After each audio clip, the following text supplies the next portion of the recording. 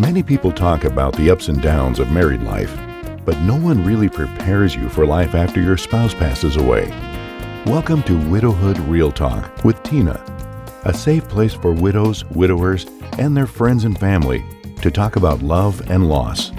Find comfort as you listen to honest conversations between Tina and invited guests who've experienced the loss of their forever partner. Share their stories of love, grief, and healing. You are not alone in this journey. Join today's episode and discover a wealth of resources and learn how to connect with others who are traveling the same path. This is Widowhood Real Talk with Tina. Hello, Widowhood. Our guest today, Carol, is going to come and share with us from her lived experience and also from the book of her poems that were inspired by her grief, The Art of Living with Grief. And she is going to unmask some of the myths that we hear about grief and give you the truth. And also talking about self-care and 10 essential practices that will help you on this grief journey. Let's get into this conversation now. Hello, Carol. Welcome to the Widowhood. Thank you, Tina. I'm so glad to be here. I mean, so glad to be in the widowhood. Like, is that your first instinct? Or like, if I were to see the ticker tape across your forehead, like, welcome to the widowhood, like what's the background on it? Do you know, I am so glad to be here. And the reason is because I'm a widow and I know how hard it is, and I think I have something to add to help people manage it and cope with it because it is such a hard journey. So I'm glad to be here 7 years out of the death of my husband so that I can guide people and we can have a conversation about, hope and what there is available in widowhood. Carol, those are very powerful words because a lot of times people are thinking, I need to make purpose out of my pain. I need to do something with this. Surely, when your husband passed, and your husband's name? Was Brian? Brian. When Brian passed, what was that journey like in your pain? Mm-hmm. And then what was the pivotal point where something started coming out of that? Yeah. Took longer than I thought. No, absolutely didn't think of pain and any sort of purpose initially. And I'm sure most people are like that. You're thinking, what now? How do I go on? How do I take a step forward? And I think for me at the time, I was dealing with a sick mother in the UK, flying there, a friend with Alzheimer's. Brian had been very sick and, in and out of hospitals and the hospice. And I was working a full-time job treating people in chronic pain. So I was pulled in a million different directions. So after he died, I had never felt so tired. The lethargy of grief hit me, and I thought, well, I'm just tired, it's just busy. But I didn't understand about grief. I didn't know this whole body experience was about to hit me. Couldn't read, couldn't make decisions, couldn't focus, any of that. And yet I went back to work 3 days after his funeral, thinking, can't leave my patients, need to get back. And I was exhausted. So yeah, pain and purpose didn't even come into it at that point at all. And I was very flat. I was exhausted. I was flat. Nothing was joyous. I have wonderful friends, beautiful people around me. I'd go out and think, no, I've got to get home. I can't even tolerate the social interactions. And I would say it took about 3.5 to 4 years, which surprised the heck out of me for me to feel a bit more like myself. Thank you for sharing that. I want to circle back to the exhaustion of grief and not realizing that it was a package deal. Yeah. And the overstimulation of peopling, how that can just be relentless. Yeah. And the secret, sacred, safe space of being home and detaching from all of that. What comes to mind as you hear me make those statements? I wish I had known about grief and had some idea of what to expect so that I knew there was something called the lethargy of grief to start with, to understand that that's our body processing what's going on and all the physiological things that are going on inside us that make us forgetful and tired. I felt like I had lead inside me. I'd look at the coffee table and think, oh, I really should tidy those papers. Yeah, I couldn't even do that. Didn't want to cut the lawn, but going out, I think it takes energy, and it's this processing of our loss that takes so much from us that we can't hear, we can't focus. It's just too stimulating in a time when what we need is quiet. And that can even be difficult, can't it, Tina? Just sitting quietly with those really difficult emotions. And yet that for me in the end was probably the most healing thing, is when I would actually step back and give myself time. Took me a while to get there though. Hmm. 3 days after Brian's funeral, Hmm. going back to work. Yeah. Yeah. What do you think of that now? Oh, how crazy was that? Why didn't somebody say something to me? Why didn't somebody say, aren't you nutty, Carol? You've got to stay home. You need some time. But it's like, well, I'm a nurturer, so, how can my patients possibly survive without me? And of course they could have done. And I will say they were so kind and generous to me that, it was a love. I was in a very loving physical therapy clinic with wonderful staff and patients, but it was exhausting. And I'd start off seeing 6 patients a day, an hour each. And gradually it got down to 5, and then 4, and then 3. This is at 3 years now. And I'm thinking, this is not good if you can't manage. If you can only manage 3 patients, what is going on? You need some time off. And I finally reached out and got some grief support. And the person said, you need some time off. I said, yeah, I'm going to take a week off. She said, no, you're going to take a month off. And I said, oh, a month? I've never in 36 years taken a month off from work.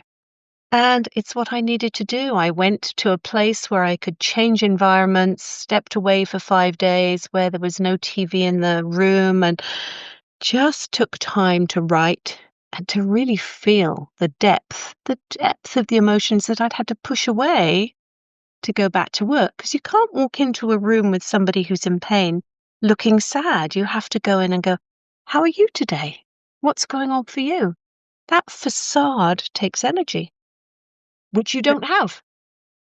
That facade, Hmm. what version of you showed up for work The 3 days professional, after?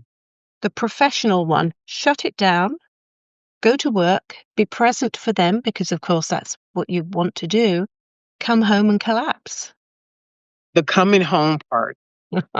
I had nothing left in the tank. And it took me a long time to realize this, that, I couldn't really go on in that way. How But many coming people in home, your circle knew that that's what was happening when you came home? I don't think many knew. I don't, I'm very private. I'm English. So I don't think they really knew. And in fact, it's interesting because, you have my poetry book, and a friend who I worked with, colleague for many, many years, bought it. And literally last year, she pulled me aside and she said, I had no idea that's how you felt. I didn't know. I said, I know, because I didn't go and share it. And it's that difficulty we have asking and reaching out, isn't it? And I had people around me. I have a wonderful friend who was so supportive. I have several, but I never reached out and said, I'm having a really awful day. This is really hard. I never did. Knowing what you know now, Hmm. if you bumped into a widow in the grocery store, Yeah. someone you never met, you just happen to both grab for the same item, and, Yeah. you start up this chummy conversation, and somewhere or another it comes to, "Oh, we're both widows," and she says, "Yeah, but I don't like talking to people. I just wanna do this by myself, and I go to work and I come home." What would you share with her in that grocery store?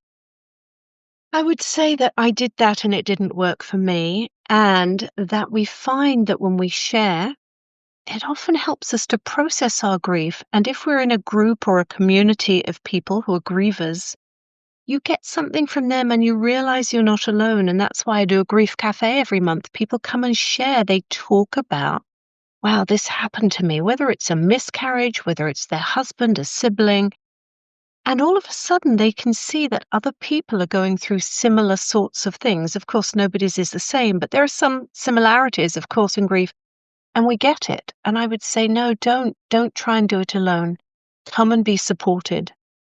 Be loved. Have compassion given to you because it's so hard. Thank you for mentioning that. And if I wanted to participate in your grief cafe, what is that process? Just go to my website. There's the sign up form. Just sign up, and it's the first Thursday of every month at 9:30 EST. And you just come along and you can share. You can stay for the whole hour or not. People do stay for the whole hour mostly, but you don't have to. Share as much or as little. And it's really becoming one of my most favorite things to do because sometimes I have the same people coming and I say to them, you can come as long as you want and tell me your story over and over and over because I can listen to it. And I think one of the challenges as a griever is that our friends are great those first 2 weeks, aren't they? They're there and they're bringing casseroles and people are so kind, and then they get back to their life as they have to, and you feel uncomfortable telling them, actually, I want to talk about Brian or whoever it is again, and I want to tell you about this. They may be uncomfortable hearing the story repeated multiple times, but I think we have to tell it. That's part of the grieving process. So having a safe space where you can tell your story multiple times without any judgment and you're not feeling embarrassed to do it, I think that's really helpful. It is. And you said 9:30, is that AM or PM Eastern Time? AM, oh no, I wouldn't be good at 9:30 p.m. AM EST. Okay, no, I just wanted to be clear. So Yeah. the book. I Mm-hmm. have 3. Which was the first book you wrote? Kintsugi Your Heart, this one. Yeah. Okay. And how did you determine the name of this book? I wrote a post, which is in there. It's called Kintsugi Your Heart. And I wrote it, I think it was on Valentine's Day. And when I started to write poetry, which I had never done before, Tina, I thought, ooh, this for me is really what happens with our heart. It's the book's in 3 pieces. It's shattered. Our heart shatters.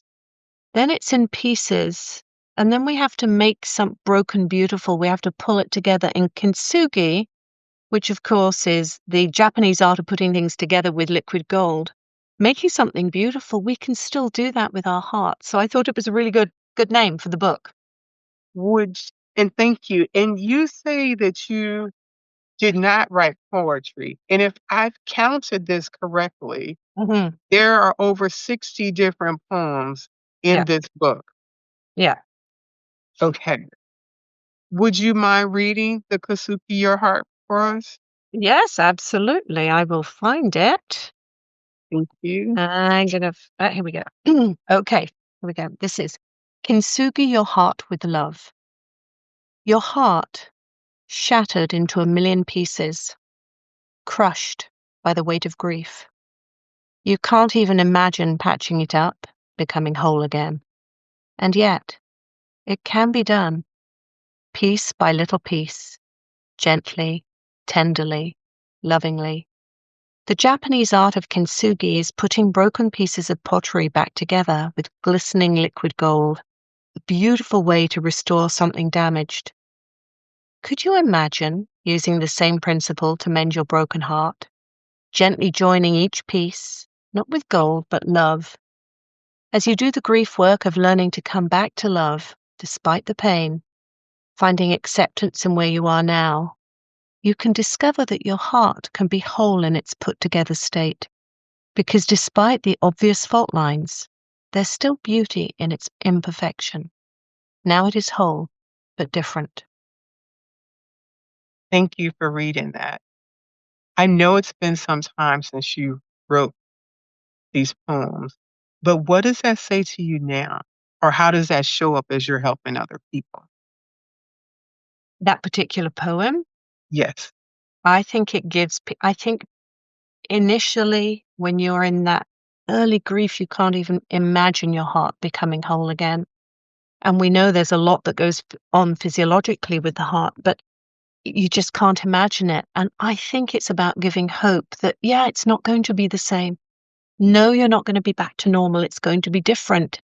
but it doesn't mean that you can't have a life. It doesn't mean that you can't find love. And I think that's the point, that we have to keep on living. And we can, but we have to be open to it. We have to have self-compassion and love and bring all those pieces together. Thank you. And when you say find love, I hear find love for myself, find love for my breath, find love for the friends and family. So many times, I think a widow may draw towards a new relationship. But when you say find love, can you expound on that for us? Exactly what you said. I think it has to be self-love, self-compassion, understanding where you've come from. It encompasses gratitude, allowing gratitude to inhabit us. How do we become love? So that Mm, we can invite love in, whether that's new friends, whether it's a new relationship, if you want that or not, it doesn't really matter. I mean, isn't life about love? Isn't that why we're grieving so hard because of love? I can relate to that. I have two more poems if you would Mm, interest us in reading. yeah. I believe for me, it's on page 10, Free to Go. Free to go. I let go of your hand just for a moment, and in that split second you left me, no longer tethered to me with my hand softly in yours, holding on for dear life, your life. You were free to go. Forgive me, my love. I couldn't stay there with you, for it was no longer you. The pain of seeing you, but not you, was too much. I left the room. No sitting beside you for a while, no talking to you. I fled. Your last days were filled with my love, hands held except for that last moment. Physically, you were gone, but spiritually, ever present. Thank you. What is that poem referring to, or what moment in life for you does it relate to? Brian was in the hospice for about 13 days, and for the last 4, I was there with him and literally holding his hand the whole time. You know, you don't let go until you have to go to the washroom. And in the last couple of days, he was in what they call a palliative sleep because he'd had lung cancer and tracheal cancer. And the thing that he was frightened of was gasping for breath, not being able to breathe, and they put him in a nice gentle sleep, and I held his hand and talked, and I literally let go of his hand for a moment, walked round the bed, came back, and I can remember saying, "Really? You you went when I let go?" And I think it's that I don't know, spiritually they know you're hanging on, but it's you're free to go now. And I knew that he had to go, but, you know, it's that, ugh, you want to I was there. Yeah, that's a hard poem, Free to Go. Yeah, that's a really heartfelt one of letting go in that moment. And I think as it is hard and heartfelt, grief is hard. The work of grief where people just say, give it time, giving it time does 0. It is Yes. the hard work that we do in this grief journey. How do I you walk beside people or support them doing this hard work of grief? Mhm. I think first we have to do what we call witness the grief. Tell me about your person. Tell me what happened. Really allow them to express that and teach them about emotions. I think education is a big part. When you can understand what's going on in your body and brain, you don't think you're going crazy. You know, it's like, I can't read. What's that about? Nobody told me that. Oh my gosh, I can't make a decision. I'm pretty decisive. I'm out of breath. Am I that unfit within a week? I've got chest pain, all of these things. So I certainly educate. I do a lot of education, but I meet them wherever they are. And the interesting thing, and you understand this about grief, is we all grieve differently. We all have a different timeline. And I know that the statistic out there for coming back to some sense of normalcy after losing a significant other is 5 to 8 years. If you told me that before I lost my husband, I would have thought, what are you talking about? Now I get it. Oh, no, no, hold on. I'm not better after a year? Like, after I've Oh, gone through a year and everything done? and now I'm in grief epiphany where I know everything? I know, and this is why it's so hard for grievers because people think, well, you're at 6 months, you're a year, aren't you good now? No. I'm not good now. And that's why I really want to push education everywhere, is that it takes a really long time for us to come to this place. Or if I can come up with this stat, okay, yes, I can. There was, and I can't remember where I read it, but it was about, the special days, the anniversary, whether it's the deathversary or a birthday or whatever. And they studied widows at some university to see how they were on that day. And we know it's a hard day. You approach the day, the anticipation of the day. It's like, oh, that day's coming up. I think it was for the anniversary of the death. For the first 7 or 8 years, you still think quite a lot about that person. There's quite a lot of stuff going on. 15 to 20 years, they were not bad. It took, wait for it, 53 years before people felt, I'm 90% good. I'm thinking, well, I'll be dead. So, but I think what it speaks to is the profundity of grief and the impact that it can have, and that we can still live, but we have to really address this 1 year and done. David Kessler, the grief expert, says acute grief is really about 2 years. And so I can be coaching somebody at 5 weeks, at 6 months, at 2 years. They may all be around about the same way, struggling. Or the person at a year may be going, I met somebody and I'm dating. But the person at 5 years is like, I can't even consider that. And I think when we educate people to say, what has gone on in somebody's life, what their relationship was, and let's be honest, not everybody knows what your relationship is like. These things affect how you're going to grieve. Absolutely. And you mentioned something about the deathversaries. On our website, widowhoodrealtalkwithtina.org, at the bottom, there are 4 videos talking about that triggery season, what that timeline may look like for you and how to navigate through that. Mhm. And Mhm. something you said before, if someone would have told me, and here you are now telling others Yeah. what was not told to you. Yeah. I would like for you to read from this book, the last poem for us for today, in the same idea of how you're giving other people hope. Page 79, The Power of Hope. Yeah. The power of hope. At first, hope is a distant thing, not even considered, something not possible for your mind or heart to comprehend. But, dear one, there is in this grief journey an opening for hope, if you'll allow it. Are you stuck thinking of what was, what's missing? Are you going over and over what you wish was different? Do that for a time, but don't stay there too long, for hope doesn't lie in the past. It offers you a hand to the future. And there is a future. It will be different. You'll be different. Everything will be different without your loved one. Accepting that is a step you must take. Have courage. Be ready to look ahead, maybe just a little way. Turn your eyes from the past. Allow them to wander there every so often, but remind them hope is for the future, because there's no hope of creating a better past. When I hear you read a few selections from this book, Mhm.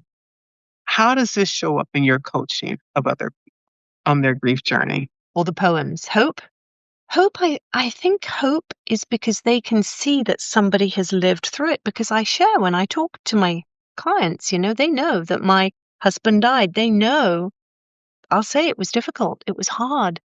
And these are the things that I've done, and this is how I help you. So I think when they can see that people do survive, and let's be honest, grief is going to hit everybody at some point, and everybody just about survives, some better than others. Some are resilient and come back a little quicker, and others, those that have a really strong connection or are very dependent on their partners, they can struggle and go into complicated grief. So I really like to educate and support and listen and give them tools. I think it's important to understand, what can you do to sit with your emotions? How do we use mindfulness?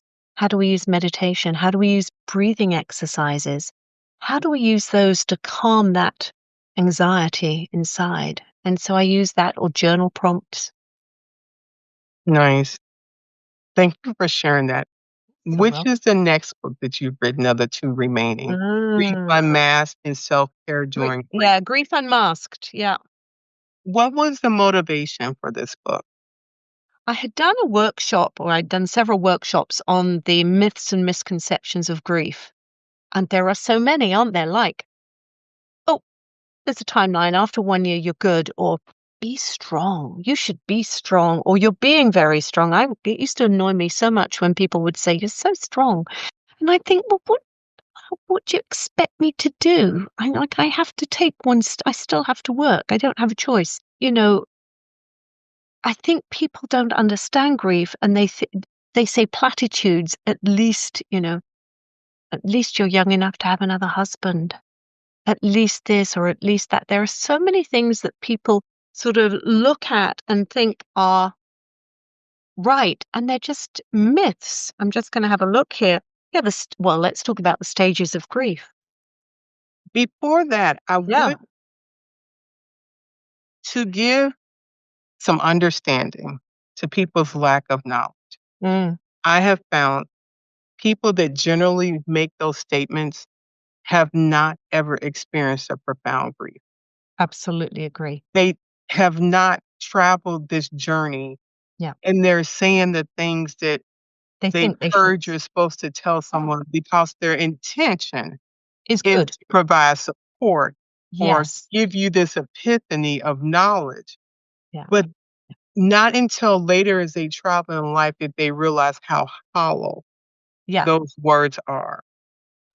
And they And yeah. once they've learned, someone maybe have been compassionate enough to share with them that there's no value in those words or to do things to help them. They do come off empty, hollow, and hurtful.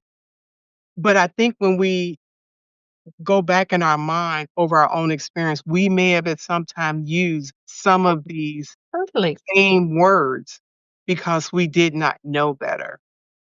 Absolutely agree. And I would say even now as a griever, when I come across somebody who's grieving, trying to find the right words is really challenging because some people don't like it. Say, I did a post on this and said, what do you wish people hadn't said? And it was fascinating to me because some people would say, I hated it when they said, I'm sorry for your loss. And I'm thinking, oh, that was a kind of neutral one. I thought that would be okay. But no, some people didn't like it. Or I hadn't lost my husband's died. And so I think as a griever, we have to offer grace. We have to know that most people don't know what to say, but they want to say something because they want to comfort us. They want to be kind. They don't want that space of nothingness. And if you know somebody and you're listening here, sometimes saying nothing is perfect and you just put your arm around somebody. Absolutely. I'm going to I wanna dive into some other things because I think Mm, people hear a lot of the stages of grief. yeah. But the thing of that, and you and I can they don't go in order, and there's more stages than those 5. It's a lot of emotion, a lot of other different things. But what I am interested in on page 5, because I think this statement is very common. Time heals all wounds. Yeah. And I want to read your takeaway.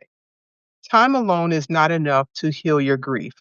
You need to become an active participant in your journey and learn how to mourn your loss. Hmm. The words active participant, Hmm. and I love that you said mourn your loss. The unique requirements in that. What does it mean for someone to actively participate? And Yeah. why did you say mourn your loss? So, people often say, don't they, time heals all wounds. So if you're a griever, do you sit back and think, excellent, I'll be good by a year, I'll be good by 2 years? And of course, we're going to say, no, that's not the case. So what do I mean by being an active participant? It means mourning. Let me just explain what mourning is. Mourning is the outward expression of our grief. So for those of you who don't know, grief is what we feel on the inside. Mourning is how do we express that? So being an active participant would be talking about your grief. That's being an active participant. Sharing stories about your loved one, crying, journaling about your emotions. I think a lot of it is dealing with the emotions when you're an active participant rather than doing what I did. And by the way, I wrote that poetry book 4.5 years after my husband died. Or was it 5? Not initially. That's how long I'd pushed those emotions down, and that's how they came bubbling out. So I think an active participant is being in your grief, allowing it, accepting it, noticing it, and then choosing to do things even though it's difficult. And it is difficult to get up, get out of bed maybe those first days. But when you do, that's being an active participant.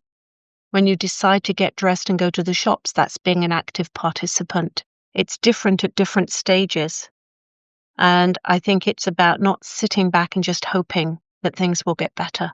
It's about intentionally choosing to do things that are a little bit difficult. And yet, whether that's going back to work. But I think it's about a lot of it for me is about expression of our grief. How do we express it? How do we share it? That is what mourning your loss is about. Thank you. Well said. Thank In the you. statement of your loss, what should the reader take away from that part? I'm going to come back to David Kessler again because he always says that your loss is the worst loss. And it's so often we compare losses, don't we? Sally's lost a child. God, that's the worst, so much worse than my losing a husband. No, it's the worst for Sally, but losing my husband is the worst for me. And so your loss, what is the loss that you have experienced? And loss is not just the person, it's your self-identity. We don't know who we are without them. How do we relate to the world without them? It's the loss of your dreams. It's the loss of your plans. Might be financial loss. Loss encompasses a lot, doesn't it, Tina? It does. Not just the person, so much more. So you're mourning more than just the person. You're mourning how life was, how your life was, and how it can't be what you thought it would be. That part. Mm-hmm. I have one more that I'd like Mm-hmm. to cover. Mm-hmm. 2 people, 2 journeys. Okay, whereabouts are we? Page 9. Yeah. This is why 2 people are both widows may experience their grief so differently. One may be doing well after 6 months, while the other will still be struggling after 2 years. Neither is right or wrong. They're just different. The Mm-hmm. myth. Grief is a timeline, and once you pass 1 year, you'll be back to normal. The takeaway. Grief has no timeline. Each person grieves differently and should never compare their grief or recovery to someone else's. Instead of focusing on a timeline, focus on what you need today. Honor your journey and give yourself the grace to grieve in your own way. Mm-hmm. I would like for you to expound on why you said focus on what you need today. And what does grace mean when I'm giving that to myself?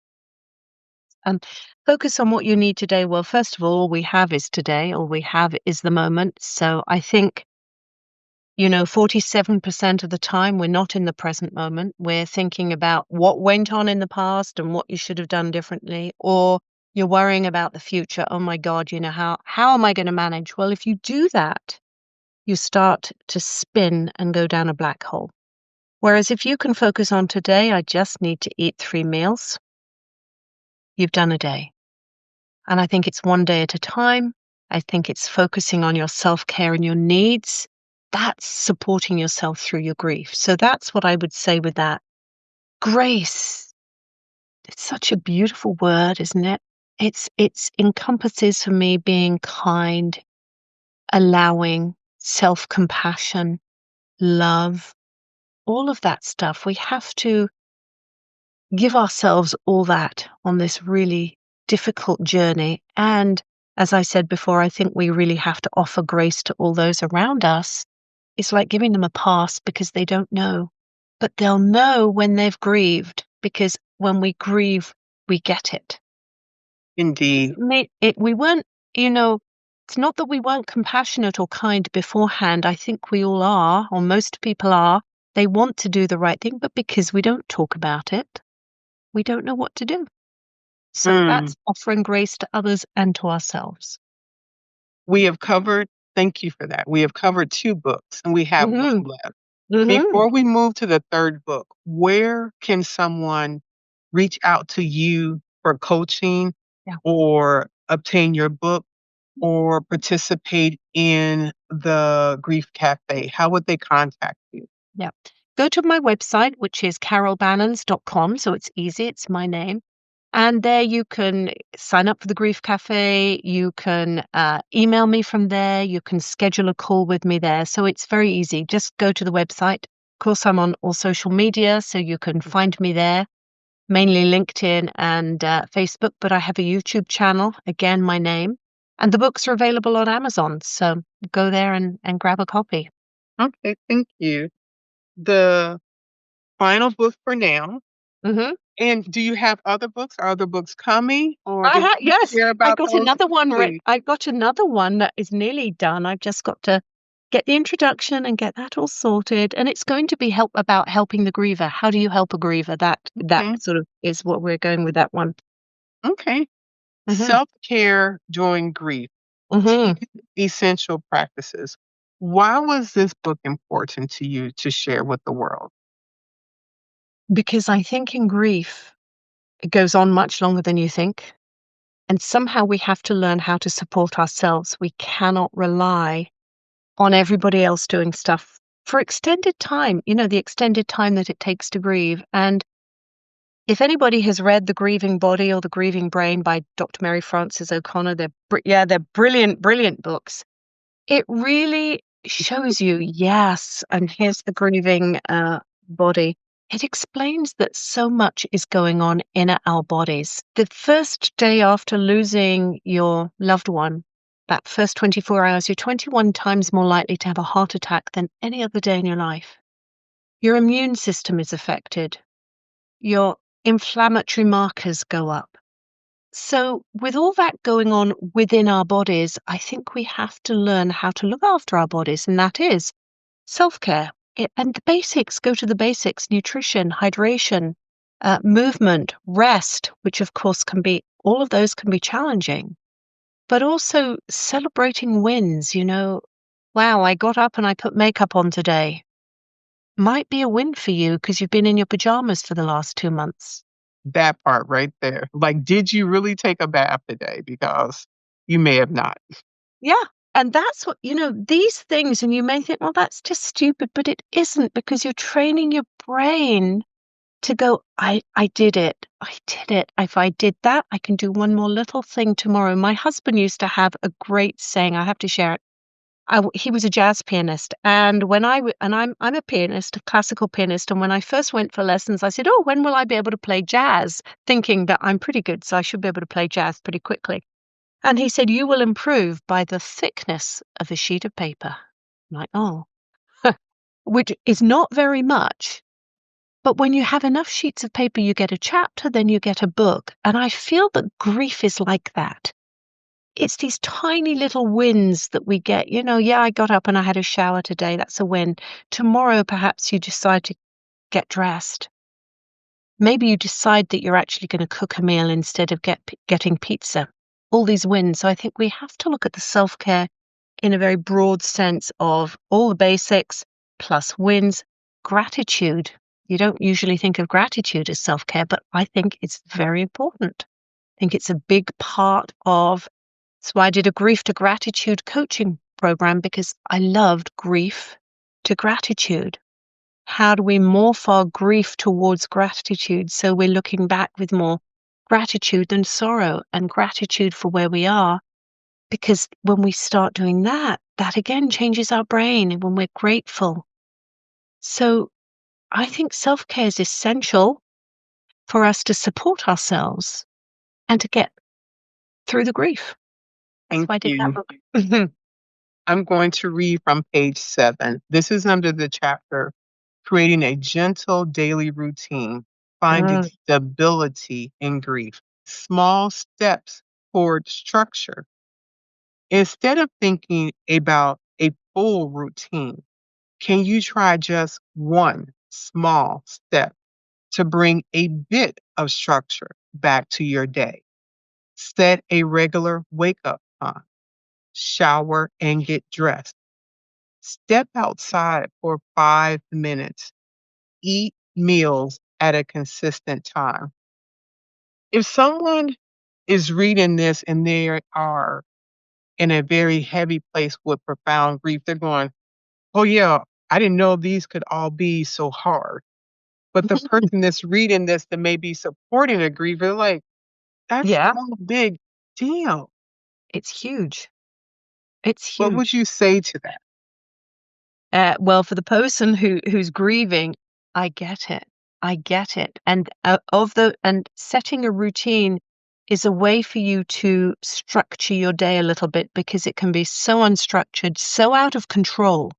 Grief is something that we have no control over. So where can we bring some control back to feel a little more steady? And if you do a routine, can do that. Because we all normally get up, we clean our teeth, we have a shower, we put the coffee on, we have breakfast. We don't even think about it. But in grief, all of a sudden you have to think about everything. How can getting up be so difficult? And yet it is, because you're sad and you're tired and you don't want to get out of bed. You don't want to go on.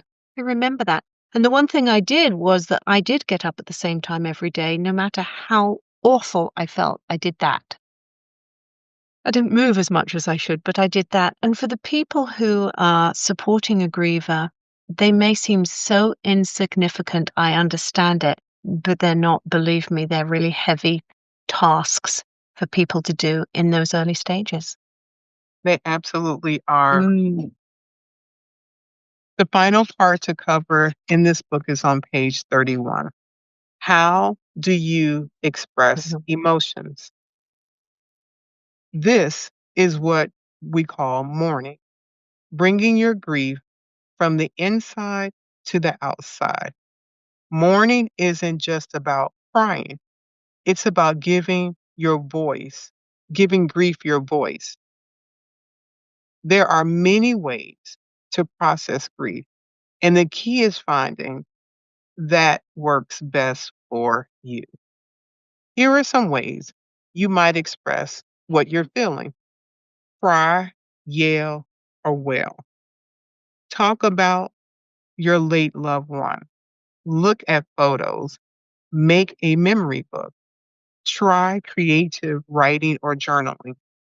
Draw or paint your emotions. Play music.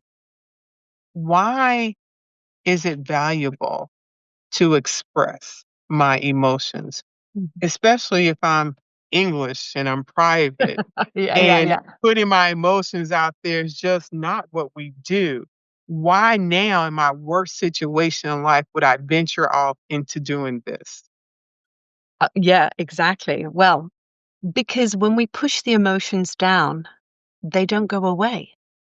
So you push down your grief just to, I'm not going to feel it. I'm going to put on a good show. You push down your anger, your resentment, your overwhelm. You push it down, push it down, push it down. And those emotions, it's just energy and motion, stay in your body. And so when we do that, what happens or what can happen is you can then get, if you do it long term, more migraines, insomnia, anxiety, depression, physical ailments. Listen, I treated people in chronic pain. There was a lot of emotional baggage under that back pain or headache that people were carrying. And so, yes, I'm English, and you don't have to express your emotions to other people. That's why writing can be so nice. And when I say journaling, it doesn't have to be a beautiful journal like I know you've done, Tina, because I've seen you read it. But you can just write one word on a piece of paper. You can put angry, angry, angry, angry. You can scribble it. You can throw words without sentences. you can do that. Perhaps some people like painting. You can paint your anger. Maybe it's going to be black or red or your sadness. For me, it was words. I didn't know it was going to be words, but it was words. Music, I couldn't stand because Brian was a jazz pianist. It was like music was lost to me, to be honest. I found it very difficult listening to his music, his CDs. Found it difficult going to the piano and playing. I found that very hard because it was who he was, and it broke my heart. Took me a long time getting back to listening to music. But there are different outlets. We need to get it out so that it doesn't stay in. Really important. Thank you. I want to circle back to you as a coach. Mm. People hear the word coach like they hear the water run. Mhm. What can you share the level of training and staying aware and knowledge that you are putting in to yourself to provide the services you do to others? Of course. Yeah. Well, first of all, you've got the lived knowledge of being a widow. But aside from that, I did David Kessler's grief educator training. I did grief to gratitude coaching. And we were just laughing about how many grief books we have. I mean, I listen to grief books on audiobooks. I have so many grief books, taking counseling courses, doing all these things to upgrade my knowledge. And what I'll say, which is really interesting, and I never had really thought about it, is as a physical therapist, I deal a lot with the neuroscience and neuroplasticity and thoughts. Because I was dealing with people in chronic pain, it's really a sideways step to grief. It's not so different how I approach people. And, the relationship one has as a coach is a big, big part. It's that trust. Do you know what I'm talking about? Yes, I do. I've lived it. Okay. Am I compassionate? Am I a good listener? Can I come up with creative solutions that you perhaps had not thought about in a way to handle something? I mean, that's the best when somebody goes, I'd never thought of doing that. Okay, love it. So you can it's a constant learning process. I feel like you can never learn enough. And I think it's important to have many, many different versions of different books and things so that you can pull from them all and offer something to your client and tailor it to them. Beautiful. I am so grateful for you making time in your schedule to have this conversation. I've asked you so many questions. There's any questions you may have of me? Well, I don't think so. I mean, I love what you're doing. I love that you're doing this podcast and that you offer support to widows. I think it's really important. And I would encourage people to reach out and to listen and to learn about grief and come and be supported in your grief. It makes all the difference. I would agree. Thank you. I'm going to share something to my listeners, and then I would like for you to close out this conversation. Okay. Thank you for being here with us today. Thank you for taking time to listen to this conversation. I am so sorry for the person that you have lost that's drawn you to this space, but I'm glad that you found us. And I look forward to seeing you next week. Thank you for listening, everybody. I hope you got some tips, and I'm going to echo Tina. I'm sorry that you're here, and yet I'm glad that you're here. And so know that you don't have to do it alone. There are people out there that can support you. Come and share your grief with us. Let us support you and give you the love that you need on this most difficult of journeys. Thank you. Thank you for spending another episode with Widowhood Real Talk. If you found the contents of today helpful, share the episode to anyone you know who may need it. Subscribe to the show and tune into Widowhood Real Talk each week. Then, visit widowhood-realtalkwithtina.org to join the community and access additional resources. Remember, you are not alone in this journey.